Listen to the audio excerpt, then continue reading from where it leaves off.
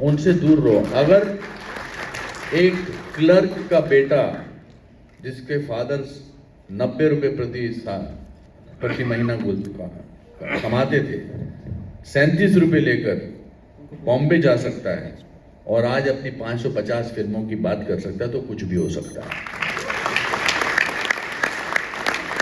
सुनने ही नहीं है, ऐसे लोगों को सुनना ही नहीं। आप यकीन नहीं करेंगे पूजा, जब मैं बॉम्बे पहुंचा ड्रामा स्कूल की ट्रेनिंग करके, लखनऊ टीचरिंग पढ़ा के, तो फिर मुझे किसी ने कहा कि, मैंने कहा मैं कहाँ जाऊँ, क्योंकि मुझे पता लगा जिस काम के लिए मैं गया था बॉम्बे वो फ्रॉड था। किसी ने कहा था कोई एक्टिंग स्कूल है, यहाँ पर आप पढ़ाओगे तो आपको 5,000 रुपये मिलेंगे और रहने की जगह मिलेगी। पर जब मैं वहाँ पहुँचा तो पता लगा दैट वाज ए स्कैम। तब अलग किस्म के स्कैम होते थे। तो मैं, दो चीज़ें बड़ी इंटरेस्टिंग हुई। तो मैं अपने एक दोस्त हैं सुहास खान के, जो ड्रामा स्कूल में मेरे क्लास फेलो थे, 10 दिन उनके घर रुका और पैसे नहीं थे। 37 रुपये लेके गया था क्योंकि 5,000 रुपये मिलने वाले थे पर मंथ। और फिर उसने कहा कि यार तू अभी 10 दिन रह लिया, बम्बई में 10 दिन से ज़्यादा नहीं कोई रख सकता। फिर मैंने घर ढूंढा तो मेरी जो मकान मालकिन थी वो धोबन थी। तो छोटे से कमरे में मैं और 3 स्टूडेंट्स रहते थे, पंखा था नहीं, जून का महीना था, और ऐसे पर्दे के उस तरफ किचन था। वहाँ पर वो किचन में हमारी लैंडलेडी जो धोबन थी, उसके 3 बच्चे वो सोते थे। बुरा हाल था और मैं सोच रहा था मैं कहाँ फंस गया, मैं क्यों आ गया यहाँ पर। तो मैंने नेक्स्ट डे उसके बेटे से पूछा कि भैया मेरा एड्रेस क्या है, अगर मेरे माता पिता चिट्ठी लिखना चाहते हैं। तो उसने कहा मैं लिख के देता हूँ।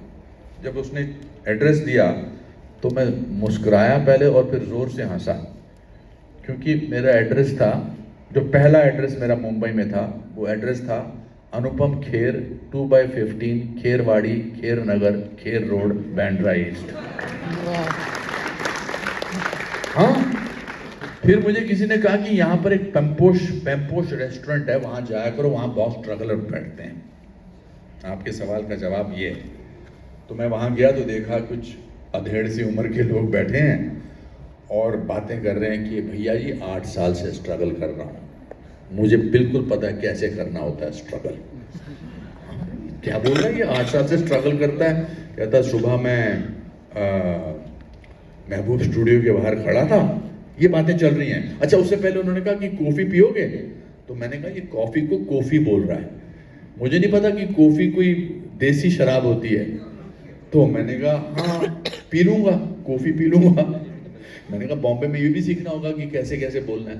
तो कॉफ़ी आई ऐसे छोटे से गिलास में आई और मैंने कहा अच्छा ब्लैक कॉफ़ी है, कहते नहीं संतरा कॉफ़ी है। तो जैसी मैंने एक सिप लिया, यहाँ से धुआं निकला, यहाँ से धुआं निकला, और वो 2-3 कॉफ़ी लगा चुके थे। कहते सुबह मैं महबूब स्टूडियो के बाहर खड़ा था, लंबू की गाड़ी आई, मैंने उसकी तरफ देखा ही नहीं। कौन लंबू? अमिताभ। मैंने ये सोचा, मेरा फ्लैश फॉरवर्ड गया कि 8 साल बाद मैं यहाँ बैठा हूँगा अधेड़, और मैं लोगों से कह रहा होगा भैया जी 8 साल से स्ट्रगल कर रहा हूँ। मैं उसके बाद उनके साथ बैठा ही नहीं। I used to go and walk on the beaches alone. I used to lie down on a newspaper. I used to keep walking. ऐसे लोगों को सुनो ही नहीं।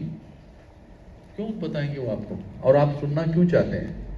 कोई ताकत तुमको नहीं रोक सकती है अगर आप मेहनत करते हैं और ऑप्टिमिस्टिक हैं।